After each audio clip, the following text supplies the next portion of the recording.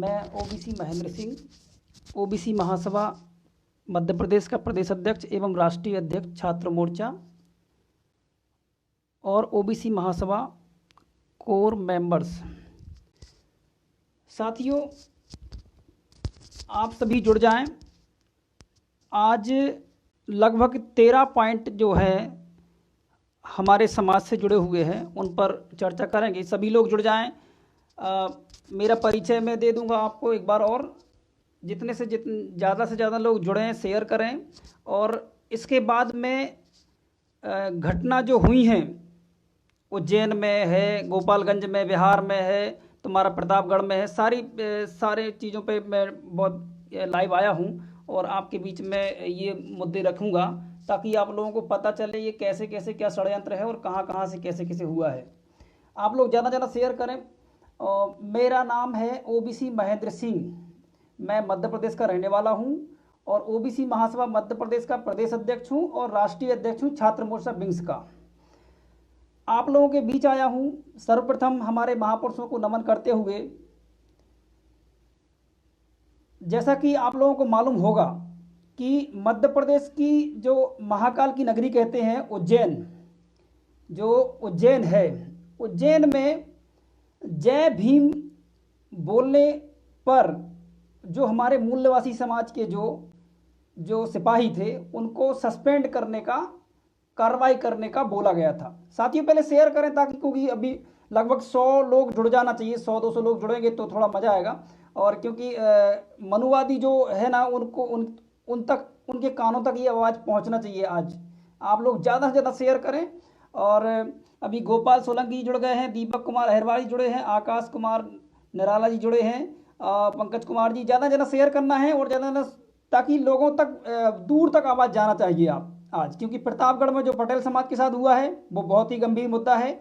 और जो गोपालगंज बिहार में जो मुद्दा, जो बिहार में यादव समाज के लोगों को ट्रिपल मर्डर हुआ है, जो वो भी बहुत बड़ा मुद्दा है, उस पर भी चर्चा करेंगे। और मध्य प्रदेश में जो गेहूं, जो उत्तर प्रदेश के मुख्यमंत्री ने मध्य प्रदेश में गेहूं बेचने के लिए, जो लॉकडाउन में जो लूटा गया था, उसको जो यहाँ पे लाया गया है बेचने के लिए, मतलब मध्य प्रदेश की, उत्तर प्रदेश की सरकार मध्य प्रदेश में गेहूं बेच रही है। तो ये बहुत सारे मुद्दे हैं। और पीजी जो है, पीजी का जो मेडिकल की जो सीट है उसके बारे में भी चर्चा करेंगे। तो साथियों, ज़्यादा से ज़्यादा शेयर करें अभी, क्योंकि मैं चाहता हूँ कि आज का लाइव जो है बहुत दूर तक जाना चाहिए। क्योंकि इस प्रकार के मुद्दे कोई बोल नहीं सकता है और बहुत कम लोग बोलते हैं। मूल्यवासी कुछ ही लोग हैं जो इन मुद्दों को रख पाते हैं। तो साथियों, सर्वप्रथम मैं आपके बीच मेरा फिर दोबारा से परिचय, मैं ओबीसी महेंद्र सिंह हूँ, ओबीसी महासभा से हूँ। और आपके बीच सर्वप्रथम मैं आपसे कहना चाहता हूँ कि उज्जैन के जो एसपी हैं, उन्होंने कहा कि आप जय भीम ना बोलें।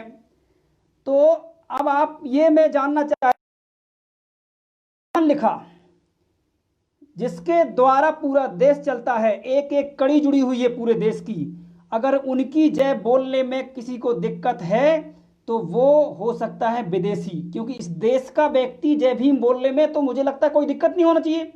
उनने संविधान दिया, उनने पूरे भारत के हर वो कानून बनाया, हर व्यक्ति को इसमें प्रोआ इस देश की। तो ये बताएं कि उनको सस्पेंड करना चाहिए सरकार को मध्य प्रदेश। मैं शिवराज सिंह चौहान जी से कहना चाहता हूं कि आप ऐसे एसपी जो उज्जैन के जो हैं, उनको आप सहमत दें। आरएसएस की आड़ में आप आरएसएस के होंगे, आप माथा टेक सकते हो महाकाल का पुलिस की वर्दी पहन के, तो दूसरा व्यक्ति जय भीम क्यों नहीं बोल सकता? अगर आपका व्यक्ति दूसरा जय सिया राम बोल रहा है और वो व्यक्ति जय भीम बोल रहा है तो दिक्कत क्या है भाई? उसको भीम ने सब कुछ दिया तुम्हें। अगर तुमको लगता है कि तुम्हें जय श्री राम ने सब कुछ दिया, तो उनको भीम ने सब कुछ दिया। उनके भीमराव अंबेडकर, आज जो रमाबाई जी का जो पुण्यतिथि है, उनको मैं सत नमन करता हूं। आप लोग भी सत नमन करना कि ऐसे महान हमारे बीच में रही हैं माता, उनको प्रणाम। और मैं तो कहता हूं कि धन्य है आप जिन्होंने बाबा साहेब के मतलब सपनों को पूरा किया है, आपने साथ दिया। साथियों, तो मेरा ये कहना है कि अगर कोई व्यक्ति जय भीम बोलता है तो आपको दिक्कत क्या है? राष्ट्रपति जय भीम बोलता है, मोदी जी ने खुद जय भीम बोला है, लेकिन आरएसएस की जो विचारधारा है वो जय भीम एक्सेप्ट नहीं कर रही है। लेकिन मैं आप लोगों के बीच कहना चाहता हूं, आप लोग ज़्यादा से ज़्यादा शेयर करें। अरे जय भीम से दिक्कत क्या है? जब वो लोग नौकरी करते हैं तो उनको पता है कि मुझे भीम के द्वारा संविधान में जो जो प्रावधान किए गए हैं, उनको आरक्षण से लेके उनके बचाव से लेके जो एसटीसी एक्ट से लेके सारे प्रावधान तो उनको बाबा साहेब अम्बेडकर ने दिए हैं। तो फिर वो कम से कम वो जय भीम तो बोलेंगे ना, इसमें कोई किसी को दिक्कत नहीं होना चाहिए मेरे हिसाब से तो। और आप अपने हिसाब से जो जिसको बोलना बोल सकता है, कोई राजा हृदय साय लोधी जी का ही बोल सकता है, कोई सरदार पटेल ही बोल सकता है, कोई साहू जी महाराज ही बोल सकता है, कोई सम्राट अशोक भी बोल सकता है। दिक्कत क्या है? ये लोकतंत्र है, ये सब स्वतंत्र है। इसे ऐसा तो है नहीं कुछ बैन लगा हुआ है इस पे कि भाई ऐसा नहीं बोल सकते आप। लोकतंत्र में आप लोग ज़्यादा ज़्यादा शेयर करें, लोकतंत्र में सबको सब कुछ बोलने का अधिकार है, लेकिन संविधान के दायरे में रह के। संविधान में ये कहीं नहीं लिखा है कि आप महापुरुषों की जयकारा नहीं लगा सकते या महापुरुषों की जो विचारधारा है उसको नहीं चला सकते, कहीं नहीं लिखा।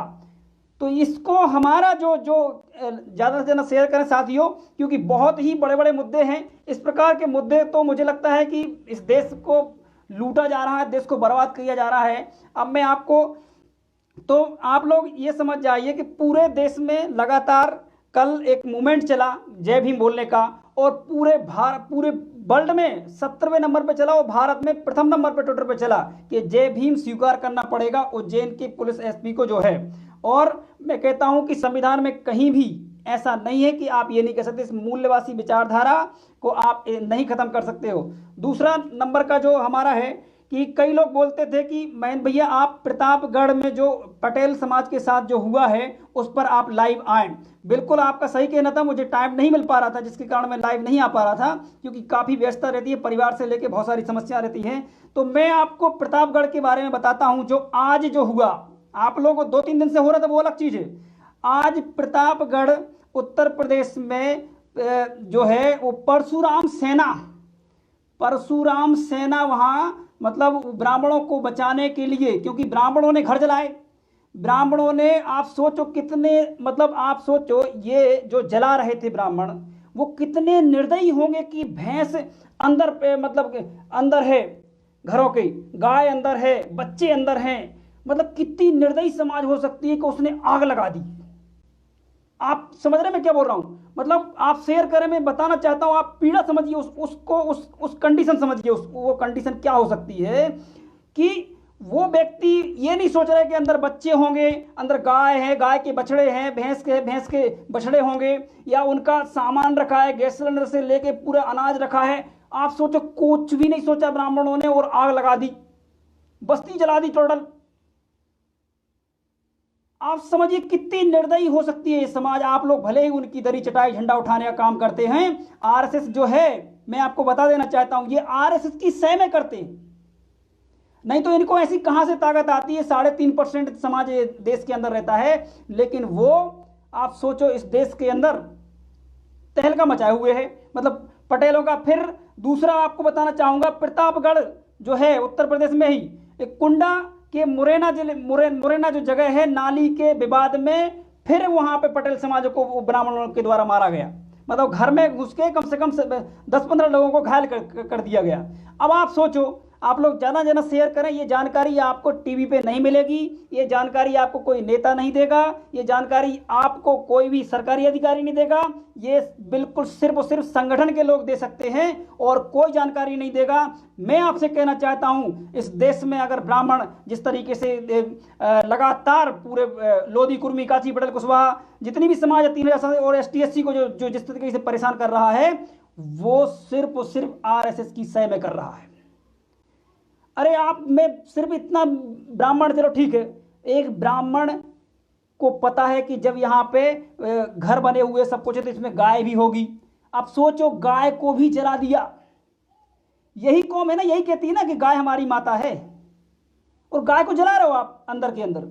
इतनी भी दिमाग में वो नहीं है क्या? इतना भी नहीं है, इतना भी मतलब वो हो गए हो आप, क्रूर हो गए हो कि मतलब किसी को मारने के लिए आप गाय, उनके बच्चे, उनका सामान, उनकी गाड़ी, उनके वाहन सब जला दिए आपने। और अब ये एक चीज और है पटेलों, अब क्या सोच रहा है लोधी, सोच रहा है पटेलों के साथ हुआ है तो कोई दिक्कत नहीं है ना। यादव सोच रहा है कि पटेलों के साथ हुआ है, पहले लोधी के साथ, माने मेरे साथ भी हुआ तो पटेल खड़ा नहीं हुआ। तो ये जो हमारे समाज में चल रहा है कि कभी साहू के साथ होता है तो लोधी खड़ा नहीं होता, कुर्मी खड़ा नहीं होता, यादव खड़ा नहीं होता, और जब कभी लोधी के साथ होता तो यादव खड़ा नहीं होता। ये सारी चीजें एक दूसरे के साथ हो रही हैं, और ये कौन कर रहा है, ये वही कर रहा है। उसको पता है, वो षड्यंत्र से हम लोगों को तोड़ के रखा है और हमारे अधिकारों पे कब्जा करके रखा है। तो एक तो हो गया कि यहाँ पे परशुराम सेना ने लेटर लिखा है मुख्यमंत्री को कि जो ददुआ के जो लोग आए थे, गुर्रे, मतलब उसमें लिखा है गुर्रे, आप समझ रहे मैं क्या बोल रहा हूं, मतलब पूरी पटेल कौम समाज, पूरे पटेल समाज को गुर्रे बोल दिया, ददुआ के गुर्रे। अब ये वर्ड समझ रहे हो, तब मतलब आप लोग दरी चटाई झंडा उठाते हो ना, खूब पूजा पाठ करा रहे हो जिनसे, वो परशुराम सेना बोल रही है कि ददुआ के गुर्रे आए थे। मैं पटेलों से बोलना चाहता हूँ, लोधी, कुर्मी, काची, पटेल, कुशवाहा, सभी से बोलना चाहता हूँ ये वर्ड कि क्या बोल रहे हैं कि परशुराम सेना के जो पंडित लोग हैं, शुक्ला, त्रिवेदी, चतुर्वेदी, पांडे, तुम्हारे जितने भी है ना, उनका तो एक ही ब्राह्मण महासभा है। तुम्हारा तो पता नहीं तुम कितनी 3743 जातियां और उनमें और 40,000 और अन्य बना के रखे हो। तो उनने बोला है कि ददुआ के गुर्रे आए थे जो यहाँ पे इनको सह देने का काम कर रहे थे। अब आप बताइए, वो अपने समाज के साथ खड़ा नहीं होगा तो कौन खड़ा होगा? अब आपको एक चीज और बताना चाहता हूं मैं, उस लेटर में, जो परशुराम सेना के लेटर में क्या लिखा गया आपको बताना चाहूंगा। उनका कहना है कि गलत फंसाया जा रहा है ब्राह्मणों को, हमारे लोगों को गलत फंसाया जा रहा है, हमारे लोगों ने कोई कुछ नहीं किया है, और यहाँ पटेलों ने ही किया है। मतलब वो उल्टा बोल रहे हैं कि हमारी जो हमारे ब्राह्मणों की रिपोर्ट नहीं लिखी जा रही है, जबकि वीडियो आए हैं, बड़े बड़े वीडियो, आग लगती हुई, चिल्लाते हुए बच्चे चिल्ला रहे हैं, वीडियो आया, वीडियो, उनको उससे मतलब नहीं है, लेकिन कह रहे नहीं नहीं वो तो ब्राह्मणों के साथ हो रहा था, झूठा लिख दिया, पटेलों के साथ नहीं ब्राह्मणों के साथ हो रहा था। तो आप समझिए इसको कि वो कितना चालाक और चतुर है। उसने लेटर लिखा मुख्यमंत्री को, और मैं बताना चाहूंगा इनको बचाने का काम भी मुख्यमंत्री गुंडा राज वाले ही कर रहे हैं वहां पर उत्तर प्रदेश में, और कोई नहीं कर रहा, किसी की इतनी क्षमता थोड़ी है। अरे ये बताइए आप कि मुख्यमंत्री इतना तेज है कि एनकाउंटर करा देता है। इनके क्या, अगर जिन्होंने घर जलाए, बछड़े जला दिए, गाय जला दी, क्या इनका एनकाउंटर नहीं होना चाहिए क्या?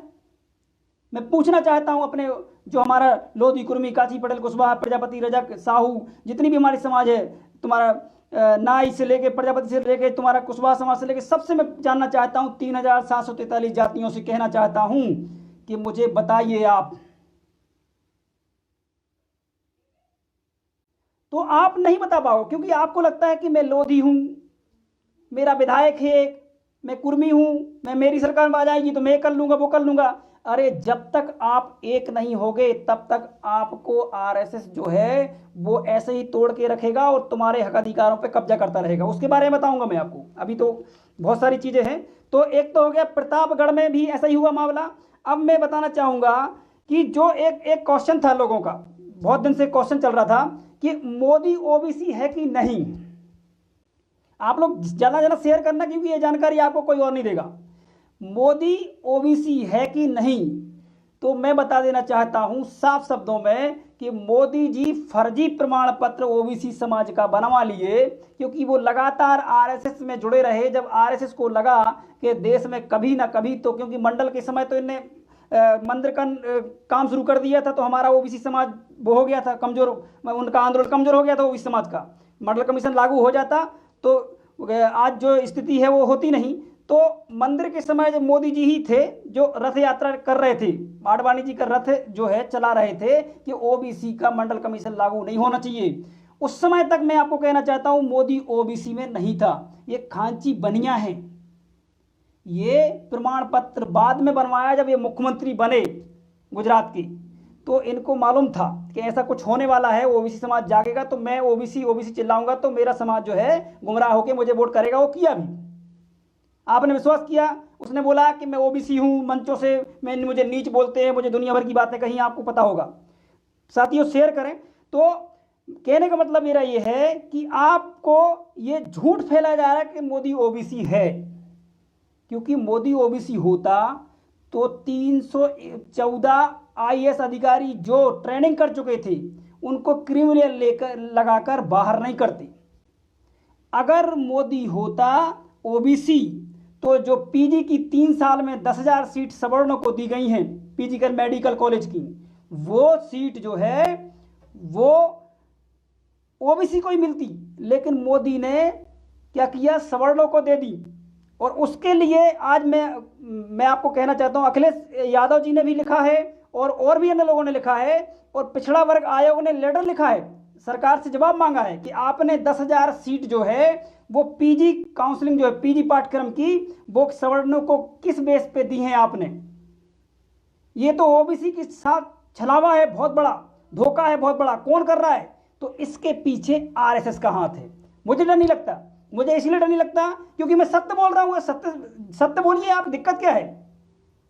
मैं सत्य बोल रहा हूं कि ये जो सब करा रहा है, आरक्षण खत्म कराने का मुद्दा है, या लोधियों को मरवाने का मुद्दा है, या पटेलों को मरवाने का मुद्दा है, सब कुछ जो भी चल रहा है इस देश के अंदर, वो सिर्फ आरएसएस कंट्रोल करती है। क्यों? क्योंकि आरएसएस का मोदी, आरएसएस का राष्ट्रपति, आरएसएस के मंत्री, आरएसएस के कई मुख्यमंत्री, आरएसएस के तुम्हारे जो एसपी साहब जो थे, तो जहां भी आप देखो वहां पे सब के सब उनके ही लोग हैं। आप समझ गए होंगे। तो दूसरी बात यह है कि वो ओबीसी नहीं है, नहीं तो ओबीसी का लगातार हक अधिकार नहीं खाते। और एक बार भी आज तक आप बता दीजिए क्या मोदी के मुंह से पिछड़ा वर्ग शब्द निकला मुंह से? आप लोग साथियों शेयर करें, ज्यादा से ज्यादा लोगों तक पहुंचे।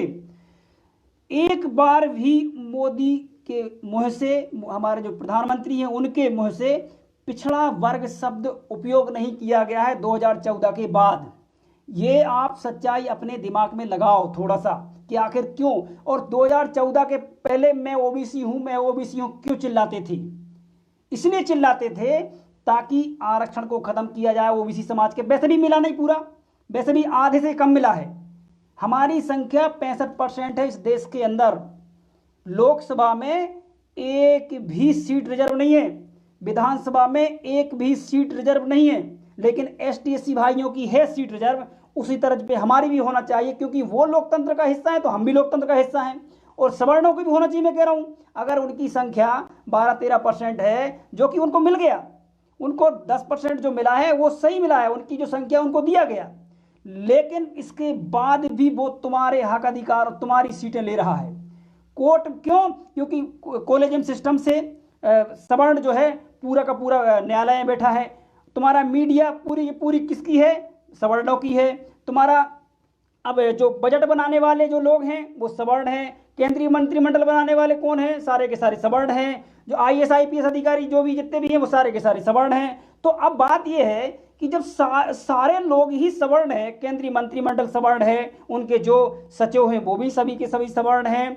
तुम्हारा इसके बाद तुम्हारा जो मुख्यमंत्री है कई, वो भी सवर्ण है, आरएसएस के द्वारा चलाए जाते हैं। हमारे शिवराज सिंह चौहान इतना बड़ा पूरा देश में चला, इसके बाद भी एक भी नोटिस नहीं दिया है। जो वहाँ के मनोज सिंह हैं, जो भी हैं एसपी जो उज्जैन के, एक भी नोटिस नहीं दिया। जय भीम बोलने से मना कर रहे थे। तो मैं कहना चाहता हूँ कि मध्य प्रदेश में तो बहुत कुछ कर रहा है शिवराज सिंह चौहान। ओबीसी को आरक्षण नहीं देने दे रहा है। और पाठ्यक्रम जो प्राध्यापक परीक्षा है, जो महिलाओं की जो है, जिसमें 2500 करीब 2500 सीट है, उसमें भी स्टे लगा दिया गया। तो कहने का मतलब ये कि जितना भी जो हो रहा है वो आरएसएस करवा रहा है, क्योंकि सवर्ण जो है वो सारा का सारा आरएसएस की टीम जो है 49 की, उसमें 39 सिर्फ ब्राह्मण हैं और 10 जो बचते हैं वो भी सवर्ण हैं। तो आप आरएसएस में दरी चटाई झंडा उठाओगे तो आपके सारे अधिकार जो हैं खत्म हो जाएंगे। अगर आप वहां से छोड़ के ओबीसी महासभा या अन्य जो संगठन मूल्यवासी विचारधारा के, उनको अगर आप साथ दोगे तो आपके अधिकार बचे रहेंगे, आपकी महापुरुषों की विचारधारा बची रहेगी। आपको बताना चाहूँगा, बाबा साहेब भीमराव अंबेडकर, उस समय जब कोई मोबाइल नहीं चलता था, कोई इतने कम संसाधन थे, इसके बाद भी उन्होंने हमारे हक अधिकारों के लिए काम किया। ज्योतिबा फुले साहब ने किया, साहूजी महाराज ने किया, सम्राट अशोक ने किया। लेकिन आज हम पढ़ लिख के इतने बड़े संसाधन होने के बाद भी हम अपने हक अधिकारों के लिए नहीं बोल पा रहे हैं, हम अधिकारों के लिए नहीं खड़े हो पा रहे हैं। क्यों?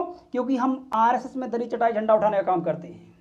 हमको गुलामी करना पसंद है, हमें आज़ादी पसंद नहीं है। हमारे ब्लड में जो इंजेक्शन लगाए जा रहे हैं उससे गुलामी की इंजेक्शन लगाए जा रहे हैं। साथियों, दूसरा ये है कि रहली विधानसभा में आज का ही मैं आपको एक बताना चाहूँगा। रहली विधानसभा सागर में एक सवर्ण जैन ने ओबीसी के एक ऐसी महिला जो थी उनके द्वारा बलात्कार का केस करवाया गया ओबीसी महिला, ओबीसी के व्यक्ति पे, ओबीसी के एक व्यक्ति पे। आप इसको हमारे वहाँ के जो हेमराज घोसी हैं, जो जो रेहली विधानसभा अध्यक्ष हैं, उन्होंने इस मामले को सुलझाया है। ये पहला मामला है ओबीसी महासभा का जो कि, क्योंकि ऐसे मामले होते रहते थे, एससी की महिलाओं से ओबीसी के व्यक्ति पे काफ़ी केस करवाए जाते थे, गलत झूठे केस करवाए जाते थे। लेकिन आज वो केस निपट गया सिर्फ इसलिए क्योंकि ओबीसी महासभा के विधानसभा अध्यक्ष ने संज्ञान में लिया और वहां जाके थाने को घेराव किया कई और बोला कि ये गलत मामला है, और उन माताजी को भी जो फंसा रही थी उनको भी समझाया, और उसके बाद वो सामने आया और वो ही व्यक्ति सामने आ गया जिसने करवाया। बाद में बोलता है महिला झूठ बोल रही, हमने नहीं करवाया। तो आप समझ रहे हो कि आपकी ताकत, अगर ओबीसी महासभा नहीं होती तो वो जेल जाते जो महानुभाव जिनको फंसाया गया था। और मैं आपको बता देना चाहता हूं, ओबीसी महासभा पूरे देश में लगातार तेजी से विस्तार कर रहा है, और मैं सवर्णों को कहना चाहता हूं कि आप समझ जाओ, आप हमारे हक अधिकारों को त्याग दो। अब ये ज़्यादा दिन तुम्हारे पास नहीं रह पाएंगे। क्यों? क्योंकि हमारा समाज जाग रहा है। लगातार 9 राज्यों में बहुत तेजी से विस्तार हो रहा है। और एक और मामला देवरी में, अब ये मामला बहुत ही गंभीर है। सागर देवरी में बेलदाना एक ब्लॉक है, वहाँ पे प्रबंधक हैं विनय दीक्षित पंडित जी। उनने क्या किया, किसानों का पंजीयन जो है झूठा पंजीयन करवा लिया, झूठा पंजीयन, और वो पैसा भी निकाल लिया।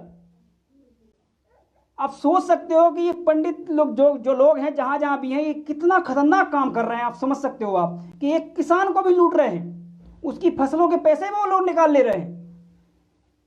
ये कितनी बड़ी समस्या वाली बात है। आप समझो आप कि मतलब वो अगर किसान जो है रात दिन मेहनत किया, कोरोना में इतनी बड़ी महामारी में वो मेहनत किया है, लेकिन ये लोग फिर भी नहीं बख्श रहे, उसकी मतलब उसके गेहूं का पैसा निकाल लिया जा रहा है। सागर मंडी आपको बताना, वहां पे सागर में इतना भयंकर किसान परेशान है, 14 दिन लगातार अपनी ट्राली लेके बैठे हैं।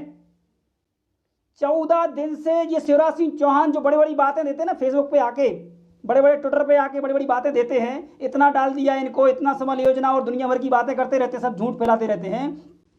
ये सब झूठ है। मेरे को खुद फोन आया, मैंने रिकॉर्ड किया फोन। 14 दिन से लगातार किसान लोग मंडी में बैठे हुए हैं। बारदाना नहीं था, बारदाना आया तो घोटाले करना शुरू कर दिया कि इतने पैसे दो तो तुम्हारा पहले होगा, इतने पैसे दो तो तुम्हारा पहले होगा। ये चलन शुरू किया। मैंने रिकॉर्ड की बात उनकी, किसान की, क्योंकि मुझे बात पता है कि कोई लोग मुझे बोलेंगे कि आप झूठ बोल रहे हो। तो 14 दिन से लगातार खड़े हैं किसान लोग, कोई सुनवाई नहीं, कोई शिवराज सिंह चौहान नहीं, कोई किसी को नहीं मानता यार। मैं कह रहा हूँ जो सवर्ण लोग जो ऊपर के पायदान पे जो काम कर रहे हैं, ये लोग किसी को सरकार वरकार नहीं, वो खुद ही सरकार समझते हैं, और जो करना वो। आप सोचिए, विनय दीक्षित ने किसानों के पैसे निकाल लिए। मतलब उनका कहना है कि झूठे केस बना दिए उनने, विनय दीक्षित प्रबंधक ने, कि ये जो मामला है, मतलब ये जमीन जो है किसी को बटिया पे दी थी तो वो निकालेगा। मतलब उसको एक लोधी की एक विश्वकर्मा निकालने के लिए वो कर रहा है उसको। और सोचने वाली बात है कितना बड़ा घोटाला हो रहा है। और मैं कह रहा हूं गोपाल भार्गव जी, आपके एरिया में पिछली सरकार में भी कई करोड़ों का घोटाला हुआ कोऑपरेटिव बैंक में, इतना कि आप, क्योंकि मध्य प्रदेश सरकार जब आई दूसरी तो उसने भी नहीं किया कोई, क्योंकि वो लोग सब मिले हुए होते हैं, चाहे कांग्रेस हो चाहे बीजेपी, सबने कॉर्पोरेट में कई लोगों का। मध्य प्रदेश में यही शिवराज सिंह चौहान की सरकार है। मैं आपको बताना चाहूंगा, सागर बुंदेलखंड में जिन्होंने कभी लोन नहीं निकाला उनके ऊपर लोन लिखना है। यही शिवराज सिंह चौहान जो आप लोग डेली सुनते होंगे फेसबुक पे बड़ी बड़ी बातें, इनकी ही सह में गोपाल भार्गव जी जो थे। आपको बता देना चाहूँ, कई हजारों करोड़ का लोन निकाल लिया गया, कई हजारों करोड़ का लोन निकाल लिया गया, और किसान को मालूम ही नहीं कि मैंने कभी, जब कह रहा कि मैंने कभी लोन ही नहीं लिया और मेरे ऊपर लोन आ रहा है। आप समझ रहे होंगे इस बात को। तो उत्तर प्रदेश में, और आपको बता दूसरा, बिहार गोपालगंज में ब्राह्मण विधायक ने, जो जेडीयू का है, उसने 3 यादव समाज के लोगों का मर्डर करवाया। अभी तक वो विधायक पकड़ा नहीं गया जेडीयू का, क्योंकि उसके पीछे आरएसएस काम कर रहा है, क्योंकि ब्राह्मण है वो। अब ब्राह्मण क्या करता है कि अपने व्यक्तियों को बचाता है, और नहीं तो अभी तक, और एक चीज़ बताऊं, इतने बड़े बड़े केस हो रहे हैं, तुम्हारा प्रतापगढ़ उत्तर प्रदेश में, बिहार में गोपालगंज में, तुम्हारा लोधी की लड़कियों के साथ बलात्कार हो रहा है, कुशवाहा की बलात्कार हो रहा है, किसी को भी 50 लाख का कोई मुआवजा नहीं। लेकिन एक अगर पंडित के साथ कुछ हो जाए तो 1 करोड़ का मुआवजा दिया जाता है। इस ऐसे ऐसे देश में आप निवासरत हो जहां पे सवर्ण कंट्रोल कर रहा है आपको, जबकि आपकी 85% से ज्यादा संख्या है। लेकिन हमें मालूम नहीं है कि हमें किसके साथ जाना है, कौन, हमें क्या करना है, किन महापुरुषों को पढ़ना है, संविधान पढ़ना है, ये सब मालूम नहीं है। लेकिन बस मंदिर में लगे रहो, मंदिर का आपके बच्चों को कहे, जबकि मंदिर ट्रस्ट में एक भी ओबीसी समाज का, इतना समझना चाहिए, जय सिया राम लिखो, कोई दिक्कत नहीं, हमें किसी से दिक्कत नहीं है, आपको जो धर्म मानना वो करो। लेकिन मैं ये जानना चाहता हूं कि आखिर ओबीसी समाज का व्यक्ति मंदिर ट्रस्ट में क्यों नहीं? आखिर क्या है, क्या ये ओबीसी क्या हिंदू नहीं है क्या? लेकिन ये लड़ाई जो है एसटी एससी ओबीसी सभी ने लड़ी उस समय से, मंदिर की लड़ाई। लेकिन मंदिर की लड़ाई में संख्या के हिसाब से होना चाहिए था, लेकिन एक भी नहीं है ओबीसी। इसका मतलब है कि एक्चुअल में मैं कहता हूं कि ये वाकई ओबीसी नहीं है, ये मूल्यवासी समाज है। अगर ये वाकई हिंदू नहीं है, सॉरी ओबीसी नहीं, वाकई ये हिंदू नहीं है, ये मूल्यवासी समाज है। अगर हिंदू होता तो आपको ट्रस्ट में बराबर का हिस्सा देता, लेकिन बराबर का हिस्सा नहीं दिया गया, सिर्फ इसलिए क्योंकि आप सिर्फ अपने आप को हिंदू, आपको वो चोला फेंका गया है आपको। और ये वर्ड कहाँ से आया, ये कब आया, इसके बारे में कोई मालूम नहीं है आपको। साथियों, ज़्यादा से ज़्यादा शेयर करें और ज़्यादा से ज़्यादा आगे बढ़ाएं ताकि लोगों को पता चले कि क्या हो रहा है देश के अंदर हमारे समाज के साथ। तो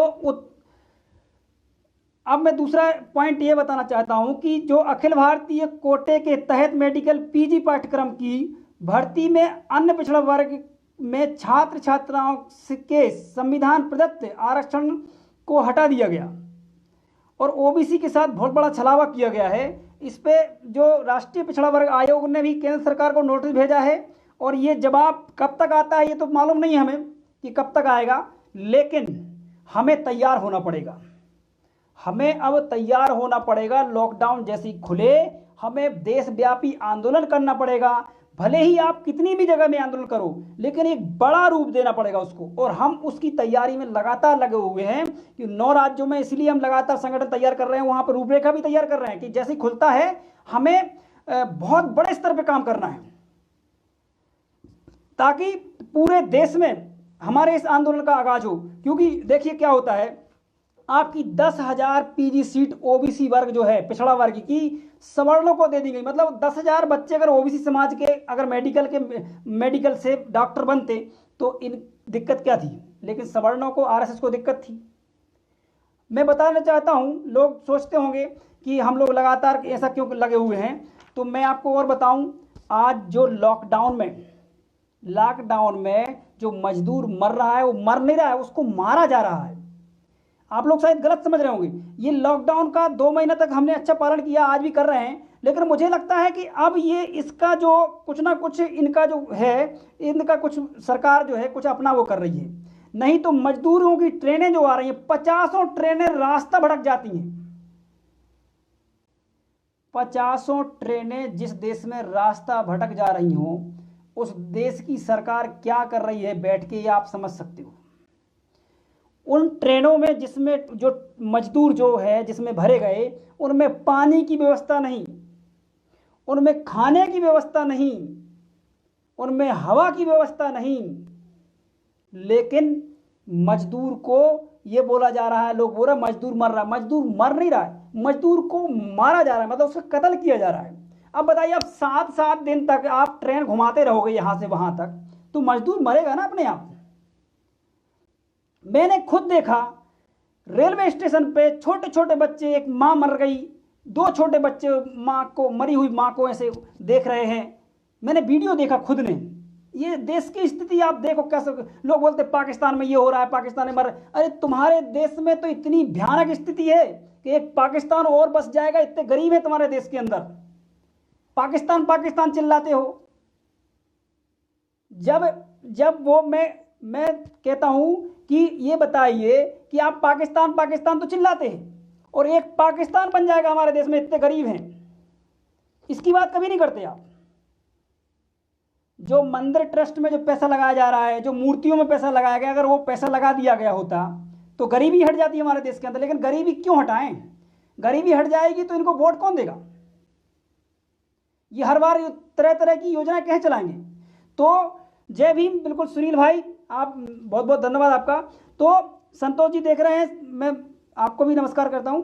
मेरा कहने का मतलब ये है कि इस देश के अंदर सवर्ण टोटल इस देश को कंट्रोल कर रहा है, मूल्यवासी समाज के मूवमेंट को खत्म करना चाहता है कोरोना की आड़ में, और ओबीसी की गिनती होना चाहिए, जिस पर मोदी बिल्कुल भी शब्द नहीं बोल रहा। मैं मोदी पे फिर आता हूं, मोदी जी ओबीसी का सबसे बड़ा विरोधी है, क्योंकि जब से मोदी आया है तब से हर कोर्ट में ओबीसी के खिलाफ कोर्ट सुनाई हो रही है। कोर्ट में सुनाई ओबीसी के खिलाफ की जा रही है सिर्फ। आप बताइए, सवर्णों को 10% आरक्षण किसने दिया? मोदी ने दिया। लोगों ने बोला चलो ठीक है, गरीब होंगे। लेकिन मोदी सरकार ने आज तक 6 साल की जो सरकार हो गई है, अभी 7 साल की, एक बार भी क्या, 1% भी क्या ओबीसी के लिए कुछ किया क्या? मुझे आप लोग जवाब दें और शेयर करें इसको। क्या मोदी जी ने 1% भी आरक्षण ओबीसी का बढ़ाया क्या सेंट्रल में? जबकि मोदी जी ही हैं जो मंदिर का रथ हाँक रहे थे उस समय मंडल कमीशन लागू होने वाला था। अगर ये ओबीसी समाज से होते तो आज ये कुछ ना कुछ तो कम से कम 27, सेंट्रल में 27 मिलता तो 28 तो कर देते कम से कम। नहीं किया। वही मैं कह रहा हूं, मध्य प्रदेश में भी 14% आरक्षण जो दिग्विजय सिंह की सरकार में दिया गया था, जो दिया गया था, और उसके बाद आज तक शिवराज सिंह चौहान ने 1% भी आरक्षण नहीं बढ़ाया मध्य प्रदेश में। और बताऊं दूसरी बात, शिवराज सिंह चौहान के मुंह से आज तक ओबीसी वर्ड मुंह से नहीं निकला, जबकि वो ओबीसी अपने आप को कहते हैं। तीसरी बात, सेंट्रल में जब एक भी केंद्रीय मंत्री ओबीसी का नहीं बनाया गया, सिर्फ इनसे दरी चटाई झंडा उठवाने का काम किया जा रहा है वहां पर, क्योंकि इनको लगता है कि हमारे बच्चे सांसद विधायक नहीं बन पाएंगे। तीसरी बात, प्रतापगढ़ में जो घटना हुई उस प्रदेश में बीजेपी का प्रदेश अध्यक्ष स्वतंत्र देव पटेल थे। स्वतंत्र देव पटेल हैं बीजेपी अध्यक्ष, और एक भी शब्द उनके मुंह से नहीं निकल पा रहा है। और जबकि उस पूरे प्रदेश का पटेल समाज और पूरा ओबीसी समाज है, यादव, लोधी, कुर्मी, काशी पटेल, कुशवाहा समाज, सभी पीड़ित हैं। वहां की व्यवस्था जो चल रही है, जो योगी सरकार की जो गुंडा नीति चल रही है, वो बहुत परेशान है। लेकिन ना तो उमा भारती, आप देखिए, उमा भारती ने आज तक कुछ नहीं बोला। लोधी समाज के साथ कुछ भी हो जाए, उमा भारती जी को कोई मतलब नहीं है। एक भी आपको बताऊं, उत्तर प्रदेश में एक व्यक्ति को जो सीतापुर है, जहां से हमारे राठौर साहब जो आते हैं, कल मेरे पास राठौर जी का फोन आया था। उनका कहना है कि भाई साहब आप बहुत अच्छा काम करते हो, और इसी प्रकार से अगर काम करते रहोगे, इसी लगातार रहोगे, तो वो दिन दूर नहीं है जब ये देश का वो इसी समाज, मूल्यवादी समाज राजा बनेगा। और मेरे पास, मैंने उनका भी रिकॉर्ड किया था कॉल, क्योंकि उन्होंने बहुत खुद बोला था कि रिकॉर्ड कर लो, कोई दिक्कत नहीं। सीतापुर से जो है, जो राठौर साहब हैं। और मैं कहना चाहूं, यही मोदी रैलियों में रोते थे कि मुझे नीच बोलते हैं, मुझे ऐसा बोलते हैं, वैसा बोलते हैं, लेकिन आज तक पिछड़ा वर्ग की एक भी परसेंट आरक्षण नहीं बढ़ाया। जबकि मंडल कमीशन के हिसाब से 52% आरक्षण तो ओबीसी समाज को 1990 मिल जाना चाहिए था, लेकिन नहीं दिया गया। सिर्फ इसलिए क्योंकि ये आरएसएस की विचारधारा पे काम करते हैं। आरएसएस का उद्देश्य है इस देश से आरक्षण को खत्म करना। अगर उद्देश्य नहीं है इनका ऐसा, तो मुझे ये बताएं कि प्रतापगढ़ में अगर पटेलों को मारा गया तो आरएसएस संगठन क्या कर रहा है? वहां पे अगर ओबीसी, एसटी, एससी से दरी चटाई झंडा उठाने का काम करवाते हो, तो कभी कभी उनके अधिकारों के लिए बोल दो आप। लेकिन वहां ब्राह्मणों ने घर जलाए हैं तो आरएसएस कैसे बोल देगा? क्योंकि ब्राह्मणों का संगठन तो आरएसएस का है, आरएसएस ब्राह्मणों का संगठन है। लोधी कुर्मी काची संगठन थोड़ी है वहां पे। तो लोधी कुर्मी काची पटेल कुशवाहा 3743 जातियां जो हैं, वो दरी चटाई झंडा उठाने का काम करती हैं। सिंपल सी बिल्कुल। नहीं तो मैं आपको बता देना चाहता हूं कि आप बताइए, घर जला दिए गए, और तुम्हारा बिहार में 3 मर्डर किए एक साथ में, जो वहां का विधायक है उसने करवाए, लेकिन कोई आरएसएस संगठन क्या सामने आ रहा है क्या? कहीं कोई उसने ज्ञापन दिया क्या? उससे किसी मोर्चे ने ज्ञापन दिया क्या? किसी कोई बीजेपी का ओबीसी का विधायक भी और सांसद भी क्या एक भी वर्ड बोला क्या मीडिया में? क्या डर है इन्हें? सिर्फ ये डर है कि मुझे अगर मेरे बच्चों को टिकट नहीं मिलेगी, सिर्फ ये डर। अरे नहीं तो हम जैसे लोग बोल रहे हैं, जो हम लोगों का तो हम तो देखो आप कहाँ बैठे हैं, हमारा तो कोई वो ही नहीं है, सिंपल कुर्सी पे बैठे हैं, सिंपल, क्योंकि हम तो समाज को जगाते हैं, हम तो कहीं भी बैठ जाते हैं, कहीं से भी जगाना शुरू कर देते हैं। साथियों ज़्यादा ज़्यादा शेयर करें आप। तो अब मैं आपको तीसरी चीज़ बताना चाहता हूँ कि लॉकडाउन के अंदर मजदूरों का मर्डर किया जा रहा है सरकार के द्वारा।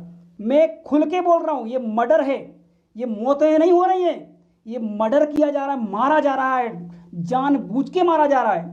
आप बताइए मुझे, ट्रेनें चलाई, पानी की व्यवस्था नहीं की, खाना की व्यवस्था नहीं की, और ट्रेनें चला दी, और क्या किया? जब 50 ट्रेनें रास्ता भटक जाएं तो क्या होगा इस देश का?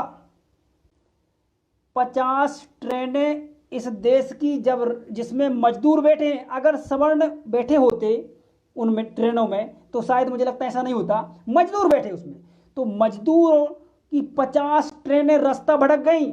मध्य प्रदेश में आने वाली ट्रेन चली गई श्रीनगर, और गुजरात जाने वाली पहुंच गई राजस्थान, पता ही नहीं है किसी को, और मजदूर मर गए उसमें। 50 ट्रेनों में लाखों मजदूर मर गए, कोई मतलब नहीं है, फेंक दिया लाश ट्रेनों से ही। कौन देख रहा है, कौन सुन रहा है, कौन की चल रही है इस देश के अंदर? वो चला रहा है, हिटलर की तरह सरकार चला रहे हैं वो, तो उनको कोई मतलब ही नहीं है। उनको किसान मर जाए कोई मतलब नहीं, मजदूर मर जाए कोई मतलब नहीं है। आप ये जो कह रहे थे मोदी जी, मैं बता देना चाहता हूं, मोदी जी कह रहे थे कि लॉकडाउन के अंदर जो भी है, जो जब तक भी रहेगा तब तक मजदूर को, जो भी नौकरी करते हैं उनको पेमेंट दी जाएगी। अरे मैं बताना चाहूँगा, मजदूरों को पेमेंट नहीं हो रही, किसी को 1 रुपया नहीं मिला। कोई बताए मुझे, सरकारी व्यक्तियों की पेमेंट काटी जा रही है। मैं प्रमाण बता दूंगा, मेरे पास प्रमाण रखे, सरकारी व्यक्तियों की पैसे काटे जा रहे हैं सरकारी। और ये शिवराज सिंह चौहान मध्य प्रदेश में मजदूरों को कहीं भी, कोई जो भी, किसी को भी कुछ भी नहीं मिला, लॉकडाउन के अंदर की पेमेंट नहीं हुई, इस झूठ बोलते हैं। मैं शर्त लगा सकता हूं, कोई व्यक्ति बोल दे कि हम काम करने नहीं गए हैं लॉकडाउन में, उसके बाद यहाँ हमें पेमेंट आई है, तो मैं मान जाऊंगा, नहीं मिली। और ऊपर से मजदूरों के ऊपर और एक्ट लगा दिया था कि 12 घंटे काम करेंगे, पीएफ नहीं कटेगा, फिर आपको, समझ रहे हैं आप बात को? तो ये जो मोदी सरकार चल रही है, ये लॉकडाउन के अंदर मजदूरों को, किसानों को, और जो पिछड़ा, आदिवासी, अल्पसंख्यक, इन सबको मारने का काम कर रही है। आप सोचिए, उसने बोला कि आरक्षण की समीक्षा होना चाहिए, उसने बोला, कोर्ट ने बोला कि मध्य प्रदेश में जो महिलाओं की, जो प्राध्यापक, जो ओबीसी समाज की ज़्यादा लेडीज बढ़ रही हैं उनको हटा दो, 93 लेडीजों को हटा दिया। अब क्या हुआ आप समझो, मैं बिल्कुल सिंपल वर्डों में समझाऊंगा। मध्य प्रदेश के शिवराज सिंह चौहान के द्वारा कोर्ट में कोई अपील नहीं लगाई जा रही पिछड़ा वर्ग के लिए, जबकि 28 अप्रैल को यह मामला था, सुनवाई होती और 27 अप्रैल आरक्षण मिलना था, लेकिन नहीं, कुछ नहीं। अब दूसरी बात और बता देता हूं आपको, प्राध्यापक परीक्षा में जो है महिलाओं की, उसमें कम से कम 100 महिलाओं को नीचे गिराया गया। उसमें क्या हुआ कि जो ओबीसी की महिला थी जिसने टॉप किया, अपनी कैटेगरी में टॉप किया, तो उसने जो सामान्य कैटेगरी है उसके कट ऑफ को टॉप करते ऊपर चली गई, तो उसने वहां से सीट मिलनी थी उसको, तो वहां से लेने की कोशिश की, तो इनने यहाँ तो छोड़ दिया, वहां पहुंच गई, तो यहाँ ओबीसी में भी चली गई वो, और वहां पहुंच गई। तो अब ओबीसी को नुकसान हुआ कितना? कम से कम मैं आपको बता देता हूँ, 600 महिलाएं नहीं बनेगी अब। अगर वो ओवरलैपिंग जो होती उसको ख़त्म करना चाहिए। ओवरलैपिंग में क्या होता है, जो हमारा जो व्यक्ति है, जो अपने कैटेगरी में फॉर्म भर के अगर उसके नंबर ज़्यादा आते हैं तो जनरल में क्योंकि ज़्यादा सीट रहती है, तो वहाँ से वो सीट ले सकता था। अगर उसके कट ऑफ को क्रॉस करते आप जनरल के, तो वहाँ से आप सीट ले सकते थे। साथियों शेयर करें ज़्यादा ज़्यादा, ताकि आपको पता चले हमारे लोगों को, ओबीसी समाज को खासकर। और ये बिल्कुल अनिल मालवीय जी कह रहे 3 महीने हो गए सर, अभी तक पीएफ नहीं मिला। मैं पीएफ ही नहीं मिला, और पीएफ जो पेमेंट मिलती है, पीएफ कटता है, वो पीएफ भी नहीं काटा जा रहा है। अरे ये मोदी सरकार जो पूरी फेल हो चुकी है, एक कोई चीज कंट्रोल नहीं, इसका किसी भी चीज पर बिल्कुल भी कंट्रोल नहीं है, एक रत्ती कंट्रोल नहीं हो रहा है। ये मोदी जी सिर्फ और सिर्फ इनका टारगेट है इस देश के गरीब मजदूर किसान और पीड़ित समाज को बिल्कुल खत्म करना। आप तो मुझे बताओ किस किस जगह ये कहीं पे भी आप बताइए 1.5 लाख 1,50,000 कोरोना पीड़ित होगा इस देश के अंदर। विदेशों से लाए जा रहे हैं, विदेशों से उठा उठा के लेके आ रहे हैं, ये अभी भी तुम्हें नहीं चल रहा पता, और खुद पैसों पे लेके आ रहे हैं, लेकिन गरीब को अपने घर सरकारी पैसे पे नहीं भेजा जा रहा है। कई लोग ट्रेन में पे अपनी टिकट कटवा रहे हैं, कई लोग। इस भीषण गर्मी में पानी की व्यवस्था नहीं ट्रेन में, इस भीषण गर्मी में खाने की व्यवस्था नहीं ट्रेन में, तो मजदूर मरेंगे ही ना जब 7 दिन तक ट्रेन आपकी घूमती ही रहेगी, सही जगह नहीं पहुंचेगी तो। और ओबीसी समाज तो इतना अंधभक्त है कि 10,000 ओबीसी की जो पीजी की मेडिकल की जो सीटें हैं वो 10,000 अगर सीटों को सवर्णों को दे दी गई, इसको पता ही नहीं है कुछ भी। और हमारे जो नेता हैं, जो ओबीसी समाज के जो नेता हैं, वो इतने गुलाम हैं कि वो बताते भी नहीं हमारे समाज के बीच आके कि देखिए आप लोग कुछ करो, हम लोग तब बोलेंगे।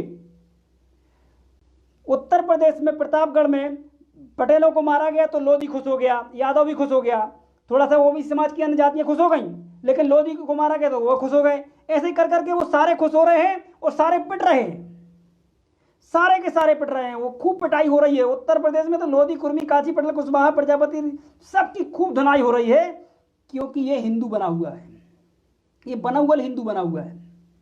ये खुद को अपना इतिहास नहीं जानता, ये खुद का अपना इतिहास नहीं जानता। इसको ये मालूम नहीं है कि मेरे जो महापुरुष हैं वो कौन थे।